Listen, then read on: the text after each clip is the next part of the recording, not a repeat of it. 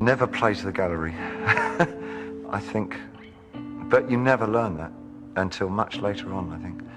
But never work for other people at what you do.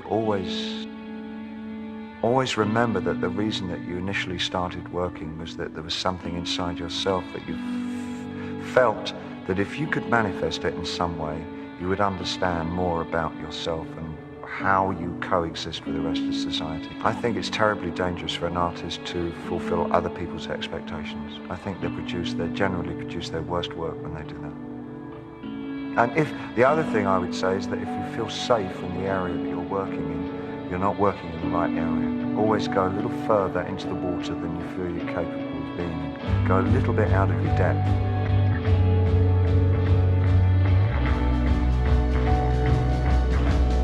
And when you don't feel that your feet are quite touching the bottom, you're just about in the right place to do something exciting. I think you're only influenced to a certain extent. I think what happens is that you look at somebody and think that maybe something you had as a small seed in your own mind, you see maybe that person has extended that or gone quite a long way with what you think you might like to do, and you think, yeah, that person's doing what I really like to do, and that's what could happen. That's what I can do with what I've got.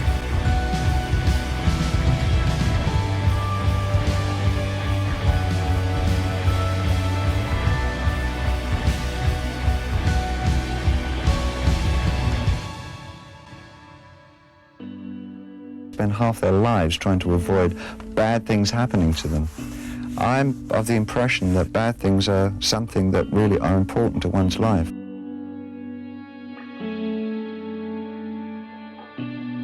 Bad experiences are not necessarily a bad experience. You can learn from tragedy, and I think you can. I don't think they should be looked at negatively at all. There's a certain kind of regret that when you haven't been adventurous with your ideas, there's when you get into a later life and you haven't even tried to do some of the things that you really wanted to do, and you can look back and say, damn, if only I'd had a go at that, things might have been different, or I would at least know if I could do it or not. And the people I looked up to when I was a kid, like William Burroughs and like Little Richard and like John Lennon, they did it, and I thought, well, I'm not an absolute fool of myself, but I'm gonna, go for it too.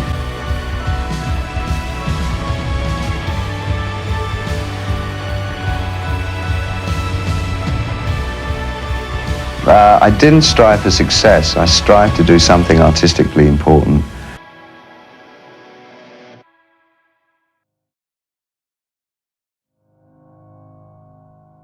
And my brother's face just tells the story. And I go into the emergency room and I was like, Donald Smith? And they're like, I'm sorry, he passed. And they took me into the room. There's my father laying on a gurney, just dead. He still has a tube sticking out of him, and they're trying to intubate him or something like that, but just motionless, quiet, no breathing whatsoever. When I was a kid, I used to lay on the floor while my father watched Bowling for Dollars. And he would lay kind of, like if the TV's here, he'd lay on his back, and I would lay on the floor on his stomach watching Bowling for Dollars and shit.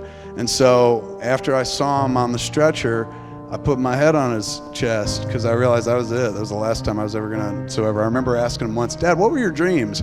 And he was just like, well, I just wanted to get married and have kids. So I guess it kind of happened. He was a good dude. And he worked at the post office his whole fucking life, just to pay for the family that he had. He didn't necessarily like working for the post office or believe in the mail or something, but it was what he needed to do to pay for his fucking wife and his kids and stuff like that. Good dude, deserved way better than to die screaming. But that good dude, he did die screaming. And I remember thinking, oh my God, in this world, where even a good man like my old man is gonna die screaming, there's no point in not trying to achieve every fucking dream that I have. This is my eventual end. One day, that's it. I want you to ponder these 4 questions. Here's the first one, and that's why. Why pay the price? Why work this hard? Why go this far? Why try to learn this much? Why try to do it all? Why try to see it all? Why try to have it all? Why do it? Why learn it? Why study? Why put yourself out? Why try to take on this much responsibility? Why develop yourself to the full? Why try to become all that you can possibly become? Why try to earn as much as you can earn, share as much as you can share, develop every skill you possibly can, see every human you possibly can, go to every class you possibly can, touch everybody you possibly can? Why do that much? Why go that far? Why share that much? Why give that much away? Why try to see everything? Why try to do everything? Why try to become everything? That's a good question, why? And you're the only one personally that can answer that question for yourself. You've got to have your own list of whys. Here's what I want you to do when you go home after you've left this extravaganza. Work on your list of whys. One of the big thrusts for success is to come up with a strong enough why.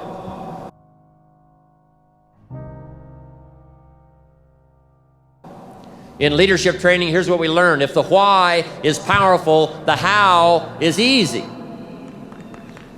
But if the why isn't strong, if your goals aren't powerful, if the vision isn't clear, the old prophet said, without a vision we die, without a vision we perish, without a dream we're nothing.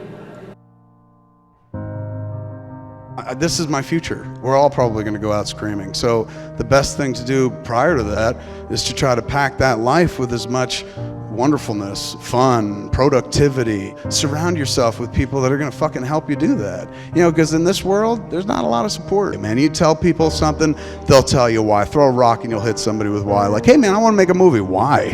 Why do you think you could do that? Why? Why? Nobody else is doing it. Why are you doing it? There's so much fucking why. You go out and you find why not. You surround yourself with why not. People are just like, why not? Where you're like, hey man, I'm going to try something. Like, all right, why not? Let's give it a shot.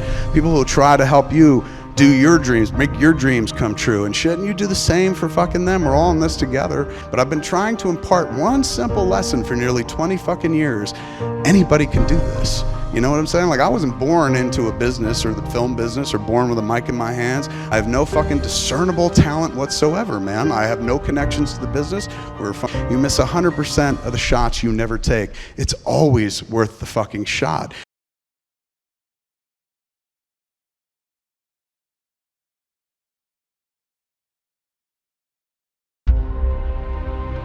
Live a why not life, man, because we're all gonna die fucking screaming. So make sure when you die screaming, you're totally fulfilled. You're like, I took all the shots, I did it. I went after everything I wanted to, or at least tried. Take the shot. The shot is always fucking worth taking. So I'm here to tell you, man, give it a shot. Go out and try. Without a dream, we are nothing. I'm asking you to make a list of what you want. What kind of health do you want? What kind of skills do you want? What kind of income do you want? What kind of gifts do you wish to bestow? What kind of power would you like to have? What kind of influence would you like to have? I'm asking you to go home and work on the why. Because if you can come up with a strong enough list of why, Herbalife can furnish the how. Why not see how much you can earn? Why not see how much you can learn? Why not see how many skills you can develop? Why not see what kind of person you can become? Why not see what kind of influence you can have? I want you to establish some of your goals. I want you to give thoughtful consideration to your goals. And why not? If a farm boy can wander out of Idaho and finally arrive at this extravaganza, why not you? If Mark Hughes can walk away from the tough side of town and find a few people and make a dream come true, why not you?